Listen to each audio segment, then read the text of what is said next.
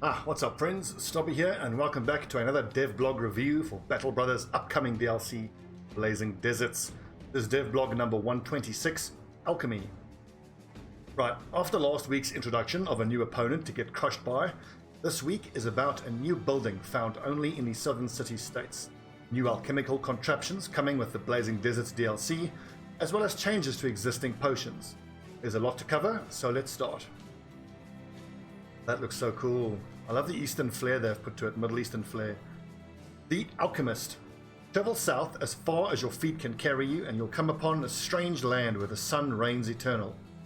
These lands are not only ruled by houses of nobility, but dotted with magnificent cities that govern themselves. Yeah, the rulers are patrons of art and of science, rulers, excuse me. And because alchemy is an important science of the medieval ages, it is here and nowhere else that you'll find the new Alchemist building. Naturally, the Alchemist feels right at home with decoctions, filters and elixirs, so if you own the Beasts and Exploration DLC, he'll have a varying selection of potions to sell you without you having to craft them. More importantly, however, the Alchemist has several things on offer that are entirely new to the game. One of them will be introduced with its very own Devblog in the coming weeks, while the others are what we're taking a closer look at today. They are essentially throwable bombs. Ooh. This is what we saw hinted at in that wallpaper last Devblog. The fire pot. Fire pot is highly combustible liquid inside a ceramic pot, intended to be thrown, that will shatter on impact and set an area of 7 tiles ablaze with searing flames for several turns. Whoa, so it's not just a once-off damage. It works similarly to the miasma tile effect of ancient priests in that everyone ending their turn inside the burning area will take damage. Unlike miasma, however, fire doesn't ignore armor but melts first armor and then flesh. Okay? Kind of like an acid bomb then. It can also inflict entirely new injuries such as burnt hands or legs. Oof, that looks nasty. Burnt lungs, burnt face, hands, legs. Wood burns pretty well, so shrats take double damage from fire. Yes! But ifrits, being living rocks forged by the fire of the eternal sun, are unaffected by it. Not only are fire pots effective against tight formations of opponents, but they can also prove an effective way to deny access to tiles or funnel opponents towards a particular part of the map. That being said, some select opponents will make use of the fire pots themselves. Oof. Archers are going to be doubly important. And as our saves, archers are going to be more important. He has the counter to archers, no doubt. The smoke pot. A smoke pot is throwable pottery as well, but instead of fire, it quickly creates a dense cloud of thick smoke on impact. Inside this cloud of 7 tiles, zones of control no longer work. Ooh, free disengagements. That's potentially big. That could free up. That could free up a perk point on all your frontline bros. Arguably, you could risk not taking fancy feet or rotation. So, zones of control no longer work and all characters can move freely without incurring attacks of opportunity. Useful for repositioning during battle, but also to cover retreat when you're already engaged. Additionally, the thick cloud of smoke also protects against range attacks. Anyone inside the area covered with smoke is harder to hit, but also has a harder time seeing clear and hitting any targets outside the area themselves with ranged weaponry. The smoke pot can thus provide valuable protection against ranged heavy enemy compositions for a limited time, but at the cost of limiting the effectiveness of your own ranged characters as well. Very interesting, love it. The flash pot, basically a flashbang. Flash pot is filled with mysterious powders that react violently on impact to create a bright flash and loud bang, dazing anyone not immune within an area of 7 tiles. Because the daze status effect was already a bit too dominant even before the flash pot, it's going to be slightly weaker with the 1.4 update. Fair enough. But applying it to a whole group of opponents at once can still make for a huge swing in how the battle goes. Careful though, as all these alchemical marvels can affect both friend and foe alike.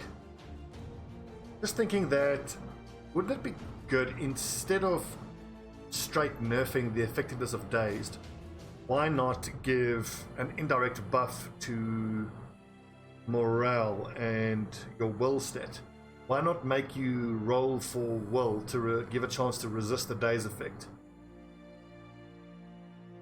I kind of wish they would do that, because then you might affect less people with daze, but when you do affect them, it's just as effective. And that would incentivize stacking up will higher than standard 40 or 50 that most people take it to and then leave it there. And also when you guys are confident, you'll be more likely to resist it. I think I'll prefer that, but we'll see how that works out. So far it's 100% application to 7 tiles. And it's currently 30% damage reduction and 30% to stat reduction, so I imagine they'll tweak that down to 20%.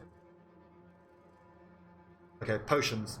Introduced with the Beasts and Exploration DLC, the Taxidermist allows the player to craft various items from beast trophies. Among them, potions. With the upcoming 1.4 update, many potions are going to work a bit differently. In their current incarnation, many potions tend to be somewhat hard to use because of their restrictions. They can only be used in combat. They cannot be used while engaged in melee and cost action points to use. And their effects only last a couple of turns. We're changing them to be strategic tools that are used on the world map and no longer during combat. Ooh, I like. And their effects to last for the whole next battle. Imagine you're about to engage an enemy at night. Part of your preparations for battle could now be to have your archers drink a night vision elixir before battle starts in order for them to be deadly, even under the pale light of the moon.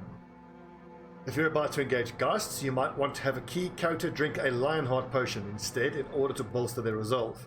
Preparation is key. This is exactly what we were discussing in the last couple of episodes of my Let's Play when we were taking on the Goblin City and struggling with dealing with the Shaman. So, great. Just wish this had been done before I'd done that. And I see here that second wind has been nerfed to +5 fatigue recovery per turn, so it basically gives the old Iron Lungs to everybody. But it's for an entire battle, so wonderful. Wonderful, wonderful, wonderful. This is particularly cool because this, I think, is an indirect buff to light armor characters, because one of the ways I like to have my light armor characters is for them to be an indirect tank. And by that, what I would do is I would have someone with multiple stars in defense, ideally stars in defense, fatigue, and initiative, and Iron Lungs. That's obviously that's the holy grail of a light tank. And currently in that formulation, without giving them second wind potion, you recover 15 fatigue naturally and +4 for Iron Lungs, making it 19. So if you get a brother with multiple stars in at least defense, but ideally also in fatigue and resolve, you can give them light armor, you can give them numble, you give them shield expert, and you make them a sword master. Bear in mind that they recover 19 fatigue per turn and riposte costs 19 fatigue per turn. A brother like that can have very high base defense and extra defense added through the numble perk tied to his initiative, which won't drop because you're only using the 19 fatigue from riposte. So you can have someone surrounded by a bunch of enemies and just riposting like hell. And this is going to make it even better because you're going to have extra fatigue. That can help offset then a tanky bro who doesn't have Iron Lung. Or he does have Iron Lungs. That's 19 +5 from this is 24 fatigue. So then if you drink this before the battle, you can attack twice with a 12 fatigue per turn weapon and remain fatigue neutral, maintaining your defense. It's less effective for heavy armor wearing characters. I mean, the extra fatigue is always useful, but for that particular dodgy riposting style guy, this is wonderful. At the same time, Antidote now not only removes any stacks of poison, but also grants immunity to poison for several turns. Right, that was needed. This means that you'll no longer end up in situations where you spend your antidote to cure a character only to end up poisoned again the very next turn. You can choose to make preemptive use of it, or you can wait to use it until you've actually been poisoned, just as before. Unlike potions, however, it's still usable in combat because you can neither know beforehand who's going to need it most, nor can you be expected to inoculate every single one of your characters. A full list of changes to potions and their consumables will be part of their changelog posted once the update is released. Just noticing where it says here, neither can you expect to inoculate every single one of your characters. Looks at Beast Slayer background with multiple Nachtseer teeth and go, hold my antidote, watch this. You can quite easily a whole bunch of antidotes. This is, man, this is hype. This is so hype. I like it. I like everything about this. This is going to add a lot of changes and make a lot of things to think about. My initial thoughts are great. It's a buff to archers. Well, not a buff to archers. It means archers are more important. It's going to mean that, like when fighting shamans, get into range and just pick out their guys.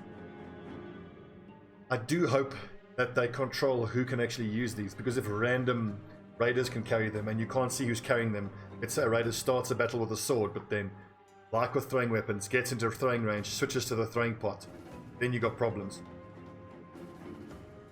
So my hopes are that you can resist the flash pot with will roll,